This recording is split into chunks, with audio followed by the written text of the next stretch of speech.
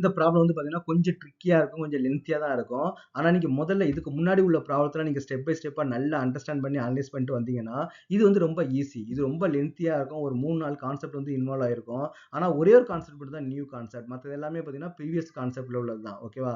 அது நீங்க தரோவா பண்ணீங்கன்னா, இந்த ப்ராப்ளம் வந்து நமக்கு வந்து வெரி ஈஸி. அப்ப அந்த நியூ கான்செப்ட், அந்த நியூ ஐடியா மட்டும் என்னன்றது இந்த ஷார்ட்ஸ் வந்து நம்ம வந்து டிஸ்கஸ் பண்ணுவோம். ஓகேவா? இத டீடைல்டா சால்வ் பண்ணி ஃபுல் வீடியோ போட்டுருக்கிறேன். ஃபுல் வீடியோ வேணுன்றவங்க ஃபுல் வீடியோ வந்து பாத்துங்க. இங்க என்ன குடுத்துருக்காங்க? KA வேல்யூ வந்து குடுத்துருக்காங்க. அயனைசேஷன் கான்ஸ்டன்ட் KA வேல்யூ வந்து குடுத்துருக்காங்க. அப்புறம் டிகிரி ஆஃப் டிசோஷன் வந்து ஆல்பா வந்து நமக்கு என்னன்னு கேட்டிருக்காங்க. அப்ப இனிஷியல் கான்சன்ட்ரேஷன் வந்து நமக்கு வந்து குடுத்துருக்காங்க. அப்ப நமக்கு முதல்ல என்ன குடுத்துருப்பாங்க? இந்த ஈக்குவேஷன் நம்ம எப்படி எழுதுவோம்? HF வாட்டர் கூட நமக்கு வந்து ரியாக்ட் ஆகும்போது நமக்கு என்ன ஃபார்ம் ஆகும் பார்த்தீங்கன்னா, ஹைட்ரோனியம் அயன் வந்து நமக்கு வந்து ஃபார்ம் ஆகும். H3O பிளஸ் நமக்கு என்ன ஆகும்? F மைனஸ் வந்து நமக்கு வந்து ஃபார்ம் ஆகும். அப்ப இங்க வந்து இனிஷியல் கான்சன்ட்ரேஷன் வந்து குடுத்துருக்காங்க. அப்ப நமக்கு என்ன தேவை? எப்பவுமே KA கண்டுபிடிக்கிறது பார்த்தீங்கன்னா, அந்த டைம்ல ஈக்விலிபிரியத்துல அதோட கான்சன்ட்ரேஷன் நமக்கு வந்து தேவை. ஆனா இங்க இனிஷியல் கான்சன்ட்ரேஷன் வந்து குடுத்துருக்காங்க. அப்ப இனிஷியல் கான்சன்ட்ரேஷன் குடுத்தா நம்ம என்ன பண்ணுவோம்?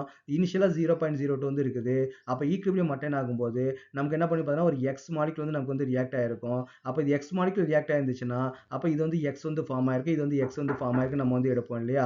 ஆனா இந்த கேஸ்ல நம்ம என்ன பண்ணணும்னு பார்த்தீங்கன்னா, Xன்றது என்னது? Number of molecule. Number of molecule இன்னொரு டெர்மா நம்ம எப்படி எழுதலாம்? C ஆல்பான்னு வந்து நம்ம எழுதலாம். ஓகே. அப்ப நம்ம என்ன பண்ணலாம்? இங்க ஒரு C ஆல்பான்னு எடுத்துக்கலாம். இதையும் C ஆல்பான்னு எடுத்துக்கலாம். C ஆல்பான்னு எடுத்துக்கலாம். இதான் இங்க வந்து நியூ பாயிண்ட். ப்ரீவியஸ் கேஸ்ல நம்ம என்ன பண்ணுவோம்? Number of molecule. இனிஷியலா 100 மாலிக்யூல் இருக்குது.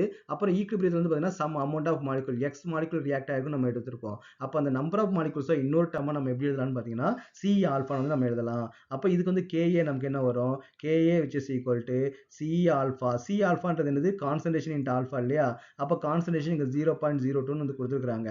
அப்ப 0.02 alpha into 0.02 alpha divided by 0.02 minus 0.02 alpha.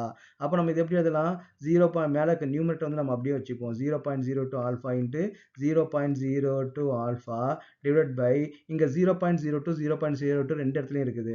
அப்ப 0.02 நீங்க எடுத்துட்டீங்கன்னா 1 மைனஸ் ஆல்பா நமக்கு வந்து வரும். இதையும் நீங்க வந்து கேன்சல் பண்ணிடலாம். K ஓட வேல்யூ நமக்கு என்ன கொடுத்துருக்காங்க? 3.2 into 10 to the power of minus 4 வந்து கொடுத்துருக்காங்க. அப்ப நீங்க இதை நீங்க சால்வ் பண்ணீங்கன்னா ஒரு குவாட்ரேட்டிக் ஈக்குவேஷன் வந்து கிடைக்கும். எனக்கு ஆல்பா இருக்கு இல்லையா? ஒரு குவாட்ரேட்டிக் ஈக்குவேஷன் இருக்கும். அந்த குவாட்ரேட்டிக் ஈக்குவேஷன் நீங்க சால்வ் பண்ணீங்கன்னா உங்களுக்கு வந்து ஆல்பாவோட வேல்யூ கிடைக்கும். அப்ப அந்த ஆல்பா வேல்யூ நீங்க இங்க சப்ஸ்டிட் பண்ணீங்க அப்படின்னா எல்லாத்தோட கான்சன்ட்ரேஷன் நமக்கு வந்து கிடைச்சிரும். ஓகேவா? அப்ப நமக்கு வந்து H+ ஓட கான்சன்ட்ரேஷன் கிடைச்சிரும். அதை வச்சு நம்ம வந்து pH வந்து கால்குலேட் பண்ணிடலாம். அப்ப இந்த ப்ராப்ளத்துல நியூ கான்செப்ட் வந்து இந்த இது மட்டும் தான் வந்து நியூ கான்செப்ட். அந்த C ஆல்பா யூஸ் பண்றது மட்டும் தான் நியூ கான்செப்ட். ஓகே.